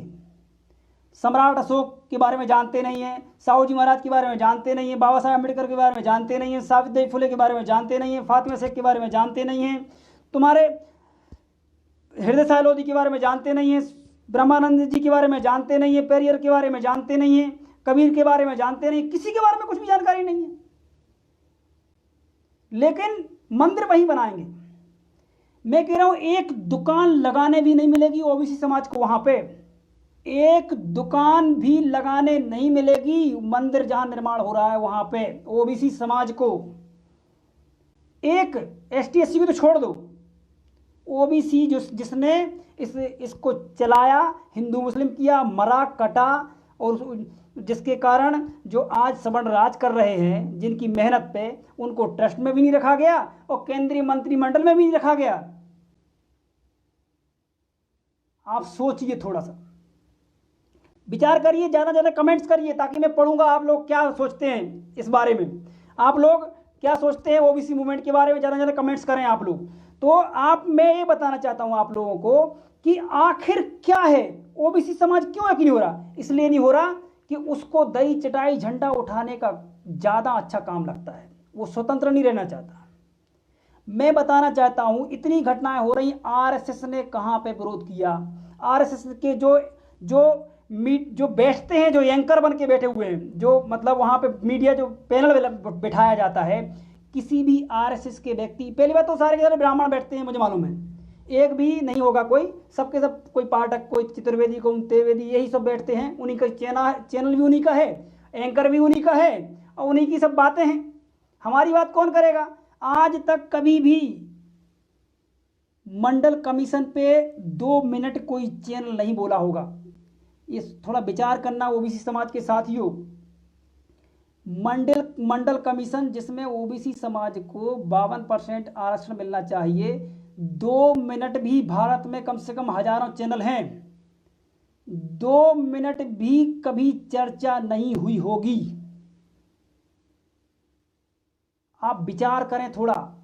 और यही कांग्रेस है जिसने ये जब बाबा साहेब अम्बेडकर जी ने ये लिखा था 340 अनुच्छेद, तो इसके बाद जब ये मंत्री बने, कानून मंत्री, तो जो राजेंद्र प्रसाद जी हैं उनसे बोला कि साहब इस पर काम होना चाहिए, तो राजेंद्र प्रसाद जी ने मना कर दिया था, जिसके कारण बाबा साहेब अम्बेडकर जी ने उनने बोला कि ओबीसी आयोग बनाइए और उनका अलग एक बना के उनकी गिनती करा के उनके अधिकार दीजिए, लेकिन उस समय उनने मना कर दिया। इसके कारण उन लोगों ने इस्तीफा दिया था, बाबा साहेब भीमराव अम्बेडकर ने। और लोग बोलते हैं कि जय भीम नहीं बोलना है, हम जय भीम बोलेंगे और आपको ही बोलना पड़ेगा, और जो नहीं बोलते हैं वो आने वाले टाइम में उनको बोलना भी पड़ेगा, क्योंकि ये भीम संविधान है, भीम आत्मा है इस देश की। आप समझो, चाहे आप लोग गलत समझते हो, मैं कह रहा हूँ ये आत्मा है और इस आत्मा को आपको मानना ही पड़ेगा। दूसरी चीज़ साथियों, काफ़ी टाइम हो गया है, क्योंकि मैं ज़्यादा आप लोगों का टाइम नहीं लेना चाहता हूँ आज। तो मेरा सिंपल सा आपसे कहना है, आप ज़्यादा ज़्यादा कमेंट्स करें ताकि मैं आप लोगों का पढ़ सकूं क्या कहना चाहते हैं आप। तो देखिए, आप लोग सतर्क रहें, सुरक्षित रहें और अपने अधिकारों के लिए लड़ें। क्यों? और अपने महापुरुषों को पढ़ें, संविधान को पढ़ें और अपने लोगों को जोड़ें इसमें। और आप इनको बताएं, ये मुद्दे बताएं सारे के सारे कि देखिए आप पीजी की जो सीटें हैं उस पर आपको रोका जा रहा है। आपके 10,000 ओबीसी के स्टूडेंट्स को उसमें प्रवेश नहीं दिया गया। 3 साल कोई और प्रधानमंत्री तो रहा नहीं, मोदी जी प्रधानमंत्री रहे ना। तो मोदी जी ने 314 आईएएस बनने से रोका।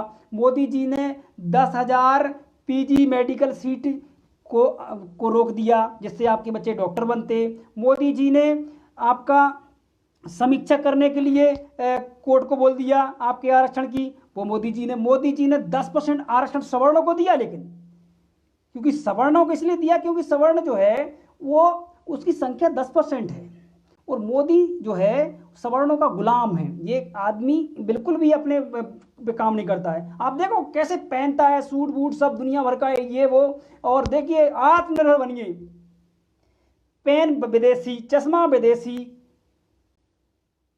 सावन यूज करते विदेशी, भाषा भी कभी कभी विदेशी बोलते हैं। आत्मनिर्भर बनिए, मतलब वही हुआ ना कि एक इलेक्ट्रिकल बोर्ड ले लीजिए और उसका जो ये बोर्ड है ये कहीं लगाना है तो उसी में लगा दीजिए, तो ये आत्मनिर्भर हो गया। समझ रहे ना मेरी बात को? मतलब आत्मनिर्भर का मतलब एक बोर्ड लो आप, बोर्ड जिसमें आप फंसाते हो कुछ, ऐसा ले लिया आपने बोर्ड और इसमें एक वो लगी है, आप किसी में लगाओगे अभी सप्लाई इसमें आएगी, तभी आएगी ना सप्लाई। तो वो क्या करता है, आप मोदी जी ये बोल रहे हैं कि काम करिए, जो ये जो केबल गई है ये इसी में लगा दीजिए आप, तो ये आत्मनिर्भर हो गया। समझे क्या नहीं समझे आप लोग? ये इस प्रकार का आत्मनिर्भर बनाना चाहते हैं कि आप बिल्कुल मर ही जाए। फिर आप आत्मनिर्भर मतलब ये कि मजदूर आत्मनिर्भर बन जाए, वो कुछ ना बोले, मर जाए वहीं सड़क पे। आत्मनिर्भर बनो। किसान मर जाए, लूट लो किसानों को। मध्य प्रदेश में इतनी लुटाई चल रही है, ऐसे लूट लिया जा रहा है किसानों को कि मैं क्या बताऊं, खुलेआम लूटा जा रहा है। और वो भी सभी अधिकारी सवर्ण, जहां देखो जहां सवर्ण ही सामने आ रहा है। तो आत्मनिर्भर बनने का मैंने बता दिया कि कैसा आत्मनिर्भर बनने का मोदी जी ने आपको बोला है कि काफी लोग समझ गए होंगे वैसे। तो ऐसा आत्मनिर्भर बनने के बोल रहे हैं वो, मतलब आप आत्मनिर्भर बनो। आप ट्रेन आपकी खुद की होना चाहिए, प्लेन आपका खुद का होना चाहिए और आपकी सड़क होना चाहिए। ऐसा आत्मनिर्भर बनना है आपको। आपकी ट्रेन हो, आपकी गाड़ी हो, आपका प्लेन हो, सबको आत्मनिर्भर बनना है। ऐसा वाला आत्मनिर्भर बनना, आप समझ रहे होगे? मतलब एक मजदूर के पास ट्रेन होना चाहिए, उसके बाद एरोप्लेन होना चाहिए, उसके पास सारी जो भी जिंदगी में जो भी उसके उपयोग में होता है, तब वो आत्मनिर्भर कहलाएगा ना भाई। ये रोड पे जाएगा किसी के तो वो आत्मनिर्भर थोड़ी कहलाएगा। तो हमारे जो प्रधानमंत्री जी हैं वो क्या है कि जब आपने उनके कभी इंटरव्यू देखे होंगे कई लोगों के, मैं थोड़ा क्या है थोड़ा आपको टाइम लेना चाहता हूँ, उनके इंटरव्यू देखना आप, बड़े मुस्कुराते हैं, जबरदस्ती के मुस्कुराएंगे। अरे मैं ये कहता हूँ, ये जो आईएएस ऑफिसर जो हमारे रोके हैं, कौन ने रोके? मोदी जी ने। ओबीसी समाज से है ही नहीं मोदी, अगर होते ना तो इस प्रकार की यूपीएससी किए बिना नो। हाँ ये भी बिल्कुल सही है, यूपीएससी। अब और बता रहा हूँ, मोदी जी के आने के बाद जो यूपीएससी होती है, तो यूपीएससी से ना लेकर प्राइवेट जगत से लोगों को लिया, वो भी सवर्ण। मतलब मनोज तिवारी को जानते हैं आप? मनोज तिवारी के भाई को मोदी जी ने कैबिनेट में सचिव बना लिया। देखिए आप कितनी बड़ी है विडंबना है, एक भी ओबीसी समाज का नहीं उसमें। तो कहने का मतलब ये है कि आप लोग ज़्यादा से ज़्यादा शेयर करें, क्योंकि ये बातें जब लोगों को पता चलेंगी तभी तो वो जागेगा। क्योंकि हमारा समाज मनुवादी भक्ति में बैठा हुआ है, कहीं भागवत सुन रहा है, कभी रामायण सुन रहा है, कभी ये आ रहा है, कहीं वो आ रहा है। हम ये नहीं कि रोक नहीं रहे, लेकिन आप अच्छा ग्रहण नहीं कर पा रहे। आप संविधान नहीं पढ़ सकते, क्योंकि आपको लगता है कि संविधान पढ़ेंगे तो वो संविधान आपको बोलते ही नहीं है, वो खुद पढ़ रहा है संविधान और न्यायालय में बैठ रहा है, लेकिन आपको संविधान पढ़ने से रोक रहा है। बिल्कुल संतोष जी, एकजुटता नहीं है इसके कारण, बिल्कुल। तो ओबीसी समाज को एकजुट होना चाहिए। देखिए, लोधी, कुर्मी, काची, पटेल, कुशवाहा, सभी को एक होने की जरूरत है। मेरी कई बड़े लोगों से बात हो रही है, आईएएस, आईपीएस, रिटायर जज से लेके बड़े बड़े अधिकारियों से लेके, वो सब सहयोग करना चाहते हैं हर प्रकार से आपको। मैं आपको आज अभी जो संगठन की स्थिति है उसके बारे में अवगत कराना चाहूँगा। आज की स्थिति में मैं बात नहीं कर पाता हूँ, कई लोग सुन भी रहे होंगे, जान भी रहे होंगे, मेरे पास टाइम नहीं है। इतने लोग फ़ोन करते हैं, आईएएस, आईपीएस से लेके सब बड़े बड़े, जिनके पास मुझे एक दिन इंतजार करना पड़ता। वो लोग फ़ोन पे कहते हैं कि भैया बहुत अच्छा काम करते हो, आप करते रहिए, जो भी सहायता हमसे चाहिए हमें बताइए आप। ये ओबीसी समाज के, और मैं वो एक और बात बता रहा हूँ, ओबीसी समाज के विधायक भी बात करना शुरू कर दिए हैं। ऐसा नहीं कि मूवमेंट का असर नहीं है, ओबीसी समाज के द्वारा चलाया गया, ओबीसी महासभा के द्वारा या मूल्यवासी समाज के द्वारा जो चलाए जा रहे हैं मूवमेंट, उससे जागृति आ रही है, एकता आ रही है। अब नहीं सो रहा है संजय अम्बेडकर जी, ओबीसी समाज बिल्कुल नहीं सो रहा है। आप समझने की कोशिश कीजिए, आप ये बिल्कुल आप सोचना बंद कर दीजिए। जहां हम नहीं पहुंचे हैं वहां का व्यक्ति भले सोया हुआ है, लेकिन हम जहां पहुंच गए हैं वहां का व्यक्ति सोया नहीं है। हम जहां पहुंच जाएंगे वहां का व्यक्ति तुरंत जाग जाएगा, क्योंकि ये शेर है ओबीसी समाज। ये बहुत तेजी से जागेगा और 3 साल के अंदर, हमारा टारगेट 3 साल के अंदर इन मनुवादी व्यवस्थाओं को खत्म कर देंगे, मनुवादी पार्टियों को खत्म कर देंगे हम। और जो संविधान के खिलाफ बोलेगा उसके खिलाफ हम लोग बहुत बड़ा आंदोलन करने वाले। तो दोबारा से बताना चाहूंगा, प्रतापगढ़ जो उत्तर प्रदेश में, परशुराम सेना ने सपोर्ट किया कि भैया ब्राह्मण ने जो है उसने कुछ नहीं किया, घर जला रहा है, सब कुछ दिख रहा है, फिर भी नहीं किया। तो ये जो है ये हमारे समाज को समझना चाहिए। उत्तर प्रदेश में लगभग 70,000 शिक्षक की नियुक्तियों में ओवरलैपिंग खत्म करने से कम 20,000 नौकरियों का, ओबीसी समाज की 20,000, लोधी, कुर्मी, काची, पटेल, कुशवाहा सभी बनते, एक नहीं बनता, सभी बनते वहां पे।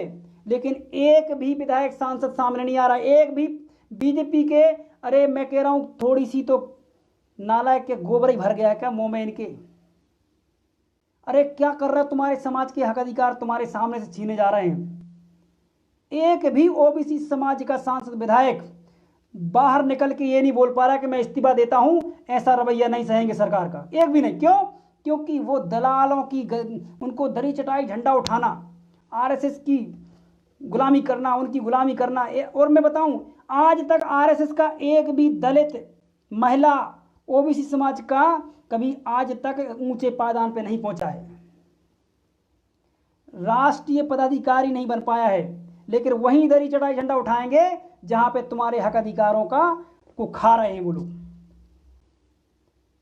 तो मैं बताना चाहूंगा कि 69,000 जो सीट थी वहां पे उत्तर प्रदेश में शिक्षक भर्ती होने वाली थी, उसमें आपको बताऊंगा कि 34,000 सिर्फ फॉर्म भरे गए हैं जनरल के, और वो सारे के सारे, मतलब वो जो पास हुए हैं 34,000, वो सारे के सारे होने वाले हैं। लेकिन 84,000 ओबीसी समाज के लोग पास हुए हैं, उनमें से सिर्फ 18,000 शिक्षक बनेंगे। कितने बनेंगे? 84,000 से ऊपर ओबीसी समाज के लोग पास हुए। अब वो 84,000 में सिर्फ 18,000 शिक्षक बनेंगे, और 34,000 जो 36,000 जो पास हुए सवर्ण लोग, वो बनेंगे 32,000। अब कुछ समझ में आया कि मैं क्या कहना चाह रहा हूं आपसे? कहने का मतलब मेरा ये कि तुम्हारे लोग 84,000 पास हो गए, तो उनमें से 18,000 सिर्फ शिक्षक बनेंगे, और उनके 36,000 पास हुए और उनके 32,000 बनेंगे। क्यों? क्योंकि ओवरलैपिंग खत्म होने से अब आप जो 50% सीट जो अलॉट की जाती है, जो सामान्य में रखी जाती है, वहां से आप सीट नहीं उठा पाएंगे।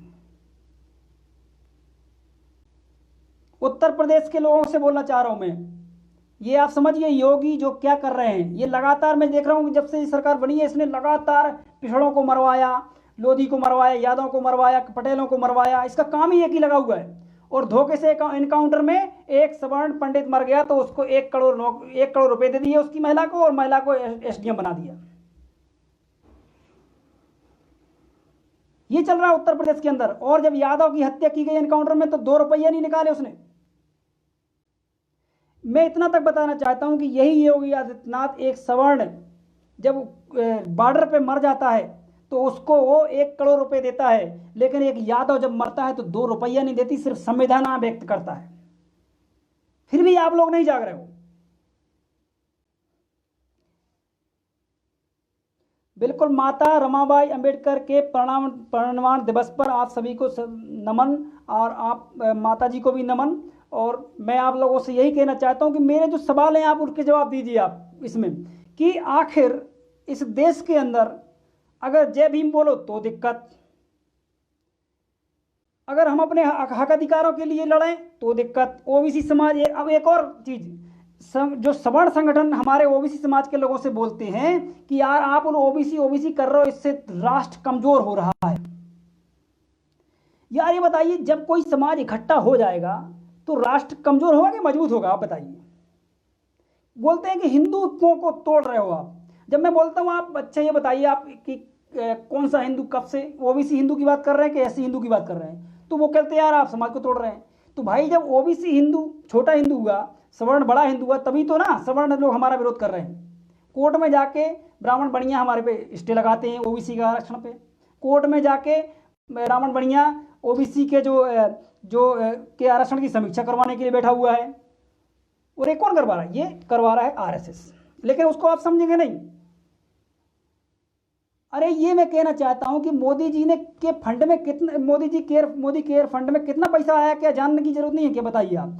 जब छत्तीसगढ़ का मुख्यमंत्री जब वो कह सकता है कि मेरे हमारा जो प्रदेश का अकाउंट है इतना पैसा आया है, तो मोदी जी को क्यों नहीं बताना चाहिए कि हमारे पास इतना पैसा आया है? बताना चाहिए कि नहीं बताना चाहिए? छत्तीसगढ़ के जो भूपेश जो मुख्यमंत्री साहब हैं, उन्होंने, आपको मैं बताना चाहूंगा कि ये किया। साथियों, मोबाइल बहुत ज़्यादा हॉट हो जाए, मन गर्म हो गया है, जिसके कारण वो बार बार वो आ रहा है। खैर, ये बहुत सारे सवाल हैं सरकार से। आपको सिर्फ मुद्दे में बताता हूँ दोबारा से। आज भी शायद बताया गया है कि सुल्तानपुर में यादव समाज को फिर कहीं ना कहीं से किसी ने कुछ किया है, जिसकी में अभी भी कुछ लोग बता रहे हैं कि यादव समाज के साथ कुछ किया गया है उत्तर प्रदेश सुल्तानपुर में, है ना। तो साथियों, में आप लोग जागें, अपने समाज को बोलें, आपके समाज के नेताओं को बोलें, आपके समाज के विधायक सांसदों को बोलें, आपके समाज के आईएएस आईपीएस समाज के लोगों को बोलें, और जो भी आपके यहाँ पे जानते समझते हैं महिलाएं जो हैं, जो स्टूडेंट्स हैं, जो युवा हैं, उन सबसे बोलें कि ओबीसी महासभा से जुड़ें। क्योंकि मैं आपसे कहता हूं चैलेंज के साथ कि ओबीसी महासभा ही एक संगठन है इस देश के अंदर जो आपके हक अधिकारों की रक्षा कर सकता है। एक लास्ट पॉइंट रह गया है मेरा, मैंने जो आज के लाइव का जो मैंने अभी तक नहीं बताया था, वो ये बताना चाहता हूं कि मैं आपको बताना चाहूँ कि मैं कई संगठनों में काम कर चुका हूं। कुछ दलाल संगठन आ गए हैं। ओबीसी महासभा ने जैसे ही अपना विस्तार पूरा शुरू किया 9 राज्यों में, तो दलाल संगठन सक्रिय हो गए। जैसे दलाल कौन? जब आप बताइए दलाल कौन होगा? जब शिवराज सिंह चौहान के सामने नेम सिंह चौहान को खड़ा किया गया और उसको बिठा दिया गया, नेम सिंह चौहान को बिठा दिया गया, वो ललित कुमार जी थे जो अखिल भारतीय ओबीसी महासभा चला रहे हैं ना, वही ललित कुमार जी ये हैं।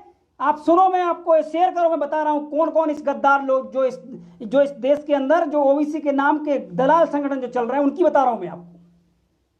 आप शेयर करें ताकि पता चले। ये जो अखिल भारतीय ओबीसी महासभा चलाई जा रही है, ये बताएं मैं कि इसी महासभा ने जो शिवराज सिंह चौहान के सामने नेम सिंह मीणा को खड़ा किया था, नेम सिंह चौहान को, इसके बाद उनको बैठा दिया गया। अब बताएं मुझे कि क्यों बैठाया गया था? ललित कुमार जी जवाब दें। नहीं बता पाएंगे। ललित कुमार जी ये बताएं कि आपने अखिल भारतीय ओबीसी महासभा के बैनर तले कांग्रेस के व्यक्ति तुम्हारे जो हार्दिक पटेल को आप जबलपुर में क्यों लेके आए थे? क्या साठगांठ की गई थी? इसके बारे में बताएं। नहीं बताएंगे आप। क्यों? क्योंकि आप ये सब नहीं बताएंगे, इसके बाद भी आपको ओबीसी समाज को गुमराह करना है। इसका मतलब है कि आप शिवराज सिंह चौहान या आरएसएस के द्वारा चलाए जाते हैं। दूसरी चीज, और जो जो एक और संगठन, कई प्रकार के संगठन बना रहे हैं, और मेरी जो कॉपी मैं पोस्ट डालता हूं उसको कॉपी करके डालते हैं, मैं जो नियुक्ति बनाता हूं उसके भी पैटर्न को चलाते हैं। मैंने सारी नकल की जा रही है ओबीसी महासभा की, हर प्रकार से। जहां भी जो भी संगठन ओबीसी का बन रहा है वो सारी ओबीसी महासभा की नकल कर रहा है। अरे तुम में दम है, अगर तुम 4 शब्द तुम महापुरुषों के बारे में बोल नहीं सकते हो, एक महापुरुष के बारे में बता नहीं सकते हो, आप क्या चलाओगे संगठन? आप क्या चलाओगे? आप 4 महापुरुषों के नाम नहीं जानते हो, आप 4 विचारधारा नहीं समझ सकते, आप बाबा साहेब अम्बेडकर की विचारधारा नहीं जानते, साहू जी महाराज की विचारधारा नहीं जानते, फूले साहब की विचारधारा नहीं जानते, आप 2 मिनट बोल नहीं पाएंगे कहीं, आप संगठन चलाओगे?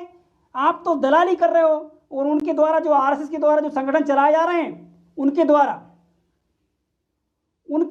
जो संगठन चलाए जा रहे हैं वो ओबीसी महासभा को तोड़ने के, मैं बता देता हूं आपको, ओबीसी महासभा दलाल संगठनों को तो देखती ही नहीं है। पता है कि मैं इनको कभी भी खत्म कर दूंगा। क्यों? क्योंकि इनकी दलाली दिखती है इनकी। राष्ट्रीय ओबीसी महासभा बनाई थी, हम नहीं उसमें गए थे, वो दलाल बिक गया कांग्रेस में जाके, वो कांग्रेस में बिका। एक और चलाते हैं संगठन पिछड़ा वर्ग दुनिया भर के, वो जाके कांग्रेस में बिक गए। तो कितने सबूत बताएं? वो टिकट दिलाने के लिए काम कर रहे हैं, सबके सब जो भी काम कर रहे हैं ओबीसी के नाम, कोई टिकट दिलवा रहा है, कोई निगम का काम के लिए जा रहा है, कोई कहीं के काम के लिए, अपने आप को बनाने के स्थापित करने के लिए। अब मैं बताऊं, एक और महेंद्र पटेल हैं जो एसडीएम हैं, आज तक कब आंदोलन किया? क्या किया उनने? बताइए। जितने भी दलाल लोग हैं सबके सब दलाली कर रहे हैं और कुछ नहीं कर रहे हैं। इनको सिर्फ टिकट चाहिए, इनको निगम का अध्यक्ष बना दिया जाए, इसे इसलिए काम कर रहे हैं सिर्फ। ये समाज की, उनको समाज के अंदर जो पीड़ा है उसका दर्द नहीं है उनके अंदर। अगर उसका दर्द होता तो ये दलाल संगठन ये सक्रिय नहीं होते।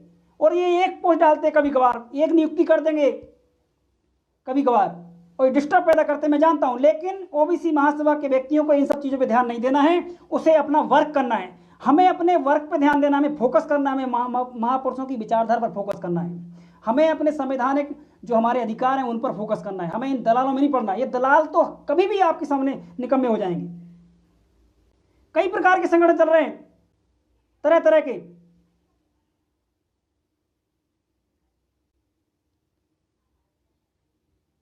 तो देखिए, वामसेफ संगठन अच्छा काम कर रहा है, मैं वामसेफ के बारे में बिल्कुल नहीं बोलूंगा।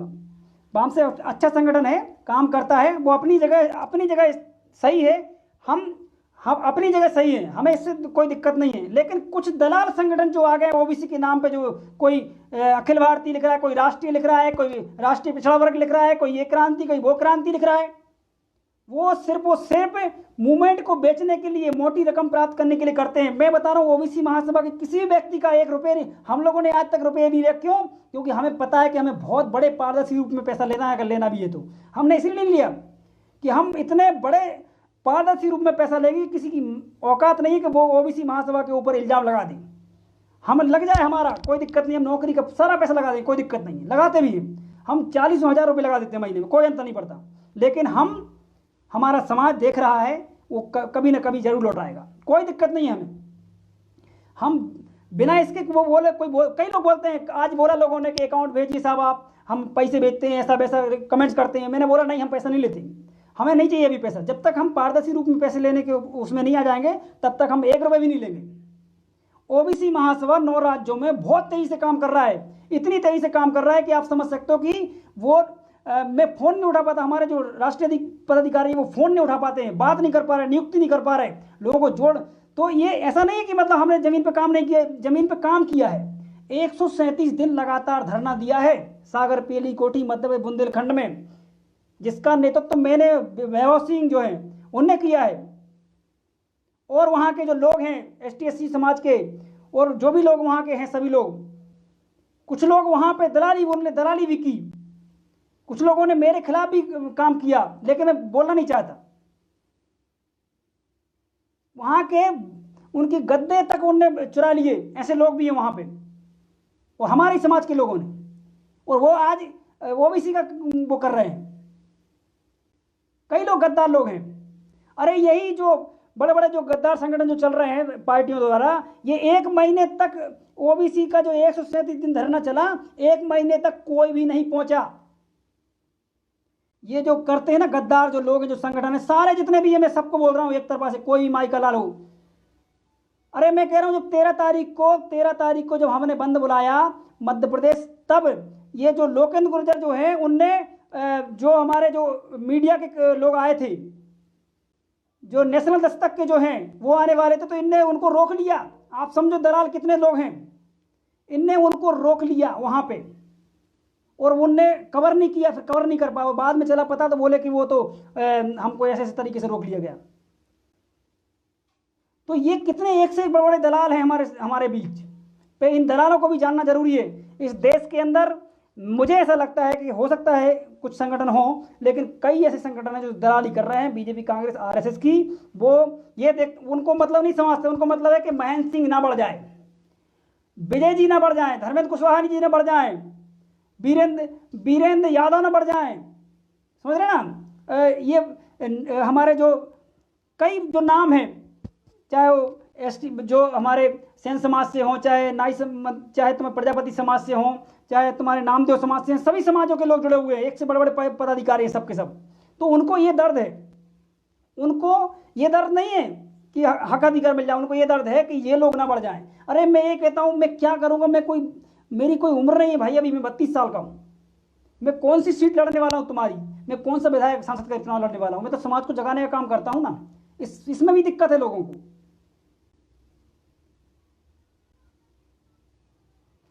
सीधी सीधी बात है, हमें सड़कों पे आना है, हम सड़कों पे आने के लिए तैयार हैं, हमारी टीम तैयार है, छात्र मोर्चा पूरे 9 राज्यों का तैयार है, पूरे सड़कों पे पूरी तैयारी चल रही है। सब जानते हैं, सबको पता करना क्या है, हम लोग सब पूरा का पूरा दिन भर वही कर रहे हैं, तैयारी है, बस लॉकडाउन खुले। शिवराज सिंह चौहान को तो ऐसा जवाब दिया जाएगा कि आपने कभी सोचा नहीं होगा, जो आपने कभी आंदोलन नहीं देखा होगा। इस देश में पहली बार ऐसा आंदोलन होगा इस देश के अंदर, और पहली बार तो ये चीज़ें भूल जाएं कि इसको ये करवा देंगे मरवा देंगे, कुछ नहीं होने वाला, कोई कुछ नहीं कर सकता। आप ये इतना बड़ा संगठन हो गया है, कितनों को क्या करवाओगे आप। ये बहुत सारे शेर जाग चुके हैं, लाखों शेर जाग चुके हैं ओबीसी महासभा में। अरे 10,000 तो नियुक्तियां हो चुकी हैं ओबीसी महासभा में। आप समझ रहे हो ना मैं क्या बोल रहा हूँ, 10,000 नियुक्तियां, और पूरी लिस्ट में इसलिए ओपन नहीं करता हूँ क्योंकि दलाल लोग उसका भी व्यापार करना शुरू कर देंगे, उन लिस्टों का भी व्यापार शुरू कर देंगे, इसलिए मैं रोक के रखा हूं, इसलिए बताता नहीं हूं। मैं कई चीज़ों को छुपा के रखा हूं, मुझे पता है कि ये दलाल जो संगठन है ये मुझे कॉपी करते हैं, मेरी पोस्ट को कॉपी करेंगे, मेरी नियुक्ति पैटर्न को कॉपी करेंगे, नियुक्ति लेटर को कॉपी करेंगे, मेरे हर चीज़ को कॉपी करते। सारा आता कुछ नहीं है, 2 शब्द महावर्षों पे नहीं आते, 2 शब्द क्रांतिकारी भाषण भी नहीं आता, ना कुछ जानते हैं, ना मंच से कर सकते हैं, ना कुछ भी पता नहीं, बस मैं ये बन गया, मैं वो बन गया। अरे शर्म करो, क्यों आखिर भ्रमित कर रहे हो लोगों को, सही जगह जुड़ने दो ना, दिक्कत क्या है। और ओबीसी महासभा के लिए लोग नंबर भेजते हैं, वो दलाल लोग वहां से नंबर उठा के बात कर लेते हैं कि आप हमारे साथ जुड़ जाइए, 2-4 कमियां बता देंगे महेंद्र सिंह की, वो सब में होती है, कोई भी दुनिया का माइकल ऐसा नहीं है जिसमें कमियां नहीं है, तो वो वहां पे जुड़ने के लिए तैयार हो जाता है। और वो कोई क्रांति नहीं करता तो फिर दोबारा से हमारे साथ आ जाता है। समझ रहे ना मेरी बात को।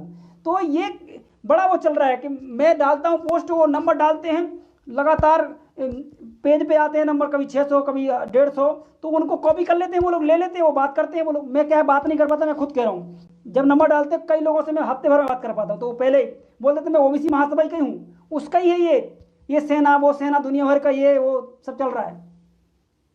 तो ये दलाल संगठनों से बचें, आप मूल्यवासी विचारधारा के संगठनों में काम करें, मैं बिल्कुल नहीं रोकता, लेकिन दलालों से बचें आप, जो आपके जो मेहनत को बेच देगा उसके साथ ना जुड़ें, जो आपके बच्चों के हक अधिकारों का हिसाब किताब कर ले किसी पार्टी से, उनसे ना जुड़ें आप, जो आपके जो लोगों को मारा पीटा जा रहा है वो उनके साथ खड़ा ना हो सके संगठन, ऐसे लोगों से क्या जुड़ना, ऐसे लोगों से जुड़ना नहीं चाहिए हमें। जो आपके बच्चों के अधिकारों के लिए नहीं लड़ सकता, जो 4 लोगों को उतार नहीं सकता, और जो संगठन गद्दार जो ओबीसी के मूवमेंट को रोकने का काम करे, तो ऐसे लोगों से जुड़ने की जरूरत नहीं है। तो साथियों, आप लोगों का बहुत बहुत धन्यवाद, आपने काफ़ी टाइम दिया, और काफ़ी बिंदु हैं, मैं तो दिन भर रात भर बोल सकता हूं मुझे, क्योंकि बहुत सारी चीज़ें आती हैं। अभी तो पूरा इतिहास है हमारे महापुरुषों का 4 साल पुराना, 4000 साल पुराना वो इतिहास बताएंगे कभी आपको, कभी अंग्रेज कब गए, है ना, तुम्हारा पुष्पमित्र सिंह कौन है, बेदरत कौन है, बेदरदत्त कौन है, सारी चीज़ें, बहुत बड़ा लंबा इतिहास है, कितने राजा आए, कौन क्या सही था, कौन क्या गलत था, किसने मनुस्मृति ये जो मनुवादी है लगातार उन्हीं राजाओं का सपोर्ट करते रहे विदेशी, और आज भी वो राज कर रहे हैं। तो बहुत बहुत धन्यवाद आप सभी का। फिर आपको मैं यही बोलना चाहूँगा कि ओबीसी महासभा में जुड़ें। ये संगठन हम चला रहे हैं, बहुत अच्छे चलाते हैं, इसमें कोई भी आपको कहीं भी कोई दिक्कत नहीं होगी। आप अगर ओबीसी महासभा के पदाधिकारी बन गए, इसका मतलब है कि आप एक विधायक के बराबर हैं। आप समझ जाएं, अगर आप जुड़े और आप में जज्बा है, आप में काम करने का वो है, तो प्रदेश का पदाधिकारी अपने आप को 10 विधायकों के बराबर समझ सकता है, कोई दिक्कत नहीं है। मैं तो 50 विधायकों के बराबर अपने आप को समझता हूँ और समझता रहूँगा, कोई दिक्कत नहीं मेरे को, क्योंकि मैं काम करता हूँ, मुझे पता है कैसे करना है और कैसे इनको रोकना है। तो साथियों बहुत बहुत धन्यवाद। जय भीम। और एक और चीज़, आज सभी लोग जय भीम लिखें, इसमें मैंने इतना सारे जय भीम लिखे हैं कि वो जो विधायक जो सुना होगा वहाँ का मनोज कौन थे वो, तो जय भीम सभी को लिखना चाहिए। जय भीम जय भीम जय भीम जय भीम लिखना चाहिए। ये भीम वर्ड इस देश की लोकतंत्र जो है उसकी आत्मा है। इस भारत का संविधान लिखा है, भारत रत्न है वो। और मोदी जो है उनने तो खुद बोला है यार, उन भक्तों को बोल रहा हूँ जो अगर कोई भक्त सुन रहे हों, जो अंधभक्त होते हैं, तो उनने तो खुद बोला है यार, उनको क्या दिक्कत है। तो जय भीम का नारा लगाते हुए जय फूले, जय साहू जी महाराज, जय हृदय साय लोधी, जयवंती बाई, जय स्वामीनंद ब्रह्मानंद, जय हमारे यादव समाज के मूल्यवासी समाज के सभी महापुरुषों को सत सत नमन, शुभ रात्रि। बहुत बहुत धन्यवाद आप सभी का। Good night. नेशनल दस्तक की आपसे गुजारिश है कि अगर इसको बचाना चाहते हैं तो नेशनल दस्तक को सब्सक्राइब करने के लिए रेड कलर के सब्सक्राइब बटन को दबाएं, फिर बेल आइकन की घंटी दबाएं। नेशनल दस्तक को बचाने के लिए बहुत जरूरी है कि हर खबर को शेयर करें, लाइक करें, कमेंट जरूर करें।